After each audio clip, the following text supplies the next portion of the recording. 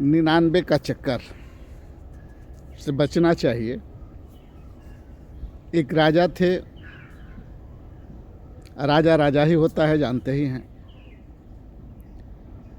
उन्होंने एक दिन सोए सोए सोचा कि क्यों न हम पता करें कि हमारे पास कितनी संपत्ति है।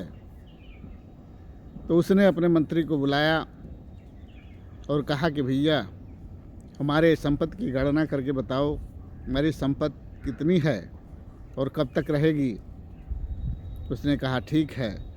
1 हफ्ते का समय मिला। 1 हफ्ते में उसने गणना करके बताया कि हे राजा जी, आपके पास इतनी संपत्ति है कि आपकी 7 पीढ़ी बैठ कर खाएगी और सारे सुख सुविधा के साथ रहेगी, तब भी 7 पीढ़ी खा लेगी। फिर उन्होंने कहा कि अच्छा, इसको कैलकुलेट करके कागज़ पर दे दो ताकि हमको पता चले कौन चीज़ क्या कितना है, कौन कितना है, कौन कितना है, कौन कितना है। वो चला गया कैलकुलेट करने के लिए, लेकिन राजा साहब बड़े परेशान थे कि 7 पीढ़ी तो हमारी खाना खा लेगी और बड़े मौज से मस्ती से रहेगी, लेकिन 8वीं पीढ़ी क्या करेगी। इस सोच में वो दिन रात परेशान रहने लगे, बहुत टेंशन में रहने लगे, डिप्रेशन में जाने लगे, बीपी बढ़ने लगा, शुगर बढ़ने लगा, तमाम बीमारियां ग्रसित होने लगी। फिर उन्होंने कहा कि क्यों न मैं चलूं, कहीं सत्संग सुन लूं और महात्मा जी से अपने सवाल का जवाब भी पूछ लूँगा। तो वो उनके राज्य में एक जगह सत्संग हो चल रहा था।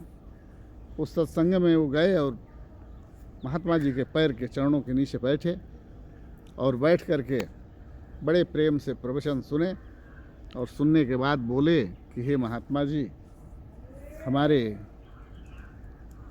कष्ट का निवारण कीजिए, जो कहेंगे वो दान मैं दूंगा।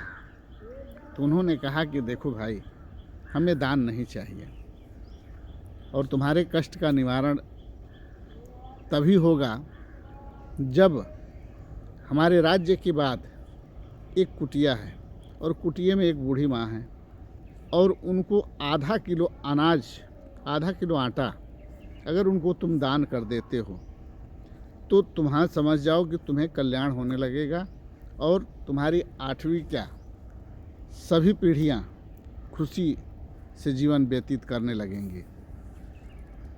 राजा साहब बड़े खुश हुए, तुरंत गए अपने मंत्री से कहे 1 कुंटल आटा ले लो, गाड़ी पर रखो और चलो फलाने जगह चलो, हम आ रहे हैं।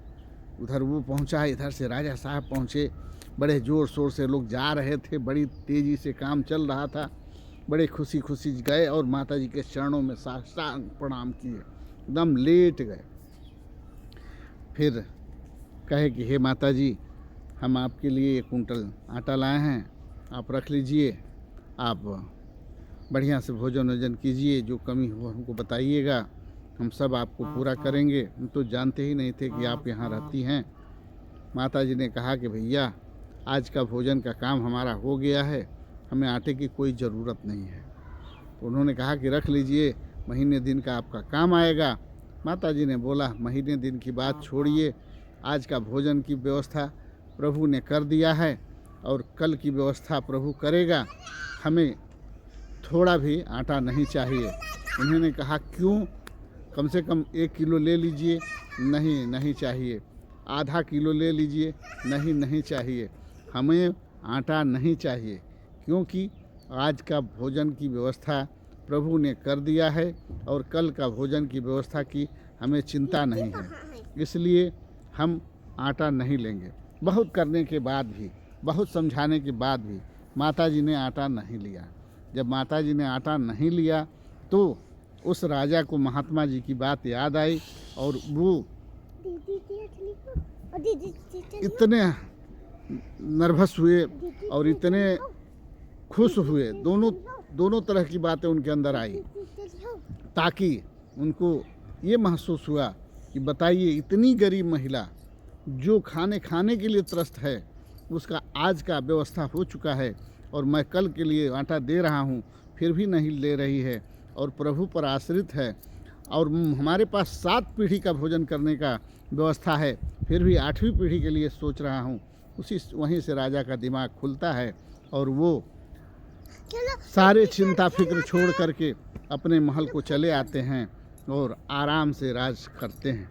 हमारे कहने का तात्पर्य यह है कि प्रभु के आशीर्वाद से समाज के बीच में सबको सुख और सबको शांति व्यवस्था प्रदान करते हुए कर जाइए कुछ ऐसा, कर गुजरिए कुछ ऐसा जो दुनिया करना चाहे आपके जैसा। मैं आप सबके चरणों में प्रणाम वंदन अभिनंदन करता हूं और निवेदन करता हूं कि इस कहानी से आप लोगों को अगर कुछ भी सीख मिली हो तो आप इस कहानी को अधिक से अधिक लोगों में पहुंचाने का प्रयास करें, लाइक करें, शेयर करें, सब्सक्राइब करें, बेल आइकन दबा दीजिए, क्योंकि ऐसी कहानियां हम अक्सर आप लोगों के बीच में रखना चाहते हैं और रखते रहता हूं। इसलिए आप लोगों को प्रणाम वंदन अभिनंदन के साथ अपने बातों को विराम देता हूं। जय हिंद, जय भारत, जय सर्व समाज।